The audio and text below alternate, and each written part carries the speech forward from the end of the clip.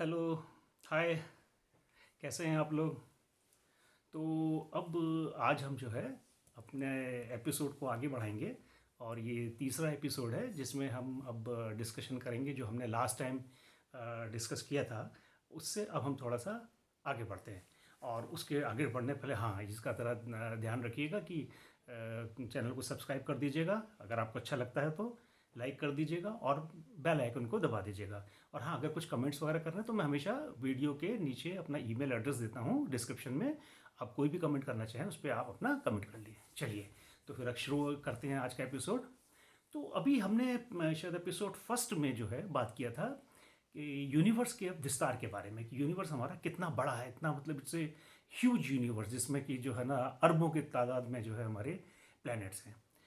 तो अब क्वेश्चन ये उठता है कि क्या इतने बड़े यूनिवर्स में सिर्फ लाइफ जो है वो अर्थ पे ही है? ये तो सोचने में भी कुछ अजीब सा लगता है।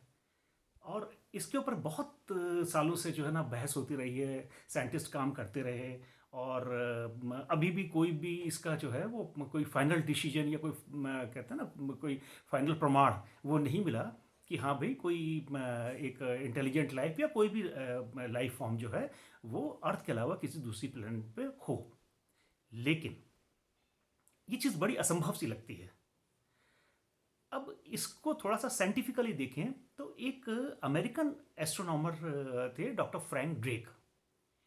उन्होंने 1961 में एक इक्वेशन दी थी जिसको कहते हैं हम ड्रेक इक्वेशन।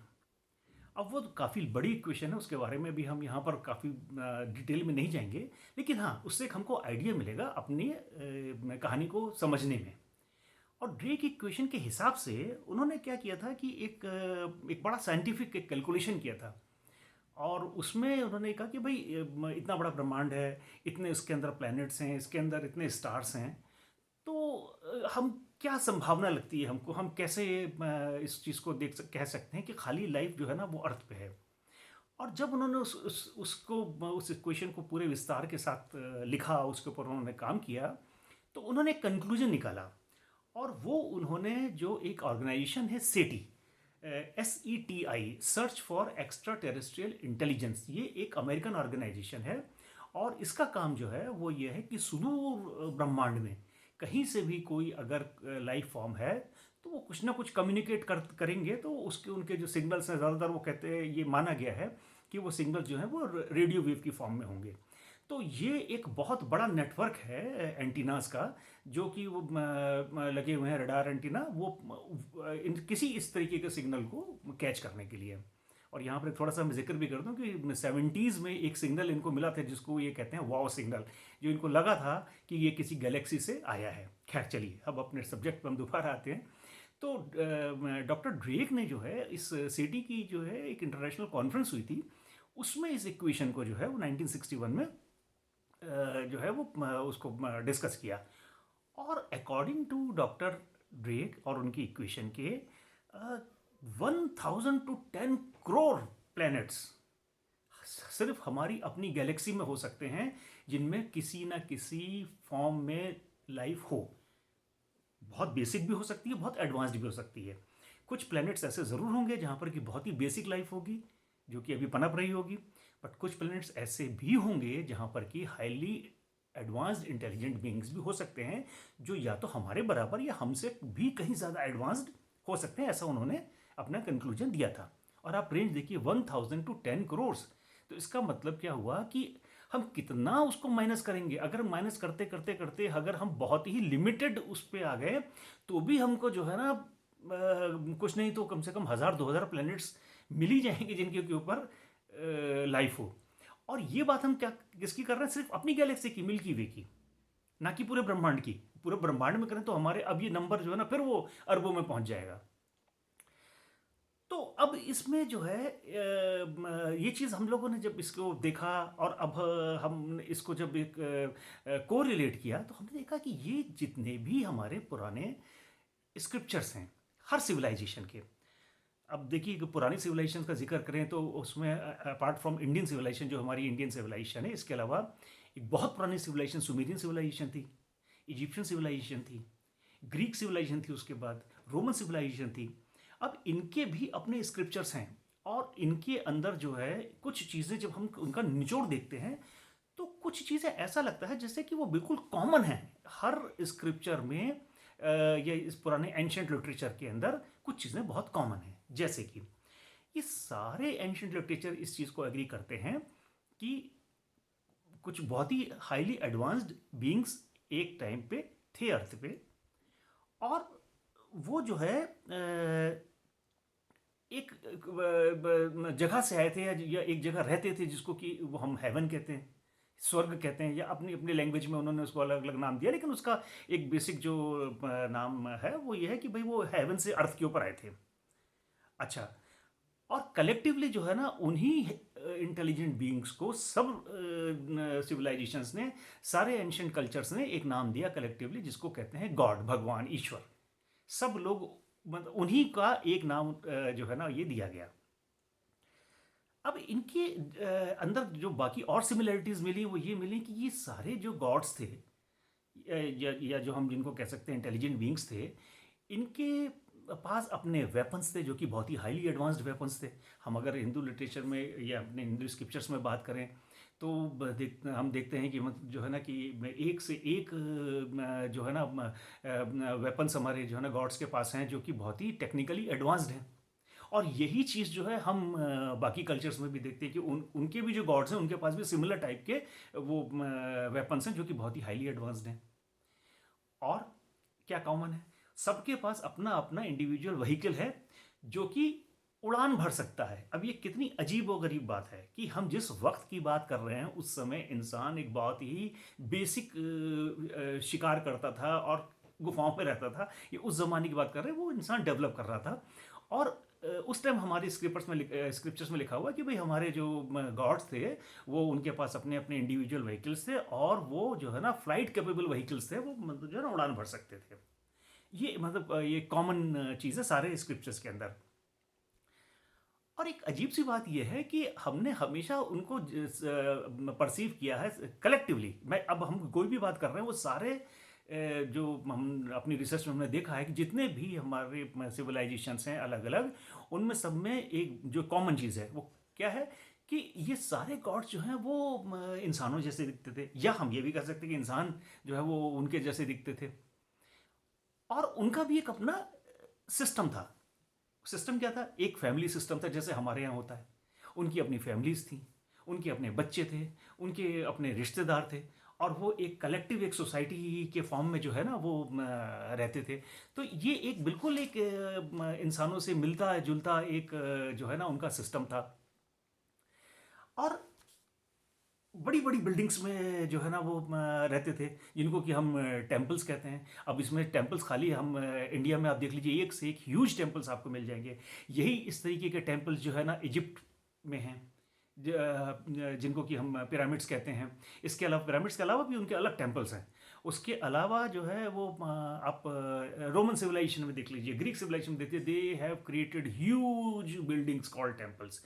किसके लिए? गॉड्स के लिए। तो मतलब वो एक अच्छे एक बिल्डिंग में रहते थे।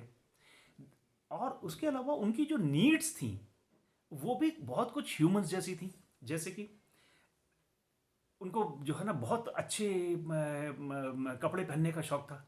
तो वो अब आप देख लीजिए, हमने ज़्यादातर गॉड्स को जो है ना जब उनका हम इमेज देखते हैं तो वो बिल्कुल मतलब जो है ना बहुत ही अच्छे तरीके से जो है ना वो एक बिल्कुल बहुत कायदे के कपड़ों में हमको जो है ना दिखाई पड़ते हैं। और अच्छे खाने का शौक था। और आप देख लीजिए अच्छे खाने का शौक में आज भी मतलब जो है ना हम लोग जो है मंदिर में या अपने यहाँ जो पूजा करते हैं उसमें भोग चढ़ाते हैं अच्छा खाना, मतलब जो है ना, तो हम ये मानते हैं कि उनको ये खाना जो है हमारे सो कॉल्ड गॉड्स के पास जा रहा है और हम उनको जो है ना इस खाने को दे रहे हैं। तो यही प्रथा जो है वो इजिप्ट में भी हमको मिलती है, यही प्रथा हमको जो है ना ग्रीक सिविलाइजेशन में भी मिलती है। तो ये बड़ी कॉमन सी चीज़ है। और उसके अलावा हम देखते हैं कि उनके बाकी शौक में एक जैसे एंटरटेनमेंट, उनके अपने दरबार होते थे, उसमें मतलब जो है ना उनका पूरा एंटरटेनमेंट का पूरा साधन होता था। अब जैसे कि हम अगर नॉर्थ सिविलाइजेशन देख लें, वाइकिंग्स हैं, उनके गॉड्स हैं, उनके बड़े बड़े दरबार होते हैं। हमारे यहाँ इंडियन कल्चर में इंद्र का बहुत बड़े दरबार की बात की गई है। इजिप्शियन कल्चर में बड़े बड़े दरबारों की बात की गई है। सुमेरियन कल्चर में ये चीज़ है।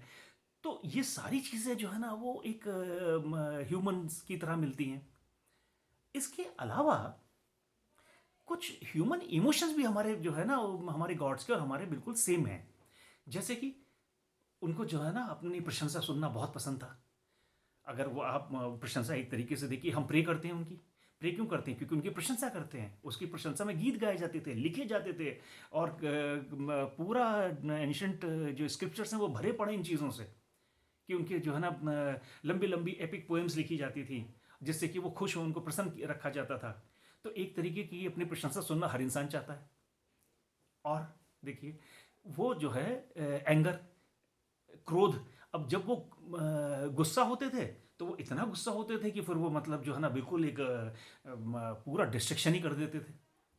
तो ये भी एक ह्यूमन वीकनेस कह सकते हैं, उनकी ह्यूमन लाइक वीकनेस थी। और इसके अलावा एक बड़े अजीबोगरीब चीज़ मिलती है, जो कि हमने देखा, हमने बाइबल में भी देखा, हमने बाकी स्क्रिप्चर्स में भी देखा, हिब्रू बाइबल में देखा, अपने यहाँ देखा हमने इंडियन कल्चर में, कि इनके अंदर एक अजीब ह्यूमन नेगेटिव इमोशन था, जिसको कहते हैं जेलेसी, है ना। तो जेलेसी, ईर्ष्या का भाव, ये जो है ना वो उन गॉड्स के अंदर था, कि नहीं मतलब जो है ना वो उस चीज़ को बुरा मानते थे, कि नहीं आप जो है अगर हमारे भक्त हैं या हमारे मतलब जो है ना वो अनुयायी हैं, तो आप हमारी ही पूजा करेंगे। और बाइबल में तो मतलब जो है ना जो गॉड है सो कॉल्ड, जिनको कि वो याहवे कहते हैं, उन्होंने तो खुले आम उसको कितनी जगह लिखा है कि I am a jealous God, you have to worship me only, if you will not worship me I will destroy you. और यही चीज़ इस्लाम में है। इस्लाम में तो, और ये तो बहुत ही ज़्यादा मतलब जो ना कट्टर तरीके से है कि नहीं, there is only one God, you have to worship that God, और उसके अलावा आप किसी के बारे में सोचना भी गुनाह है। तो ये एक चीज़ जो है बड़ी कॉमन इन सारे स्क्रिप्चर्स में जो है ना मिलती है।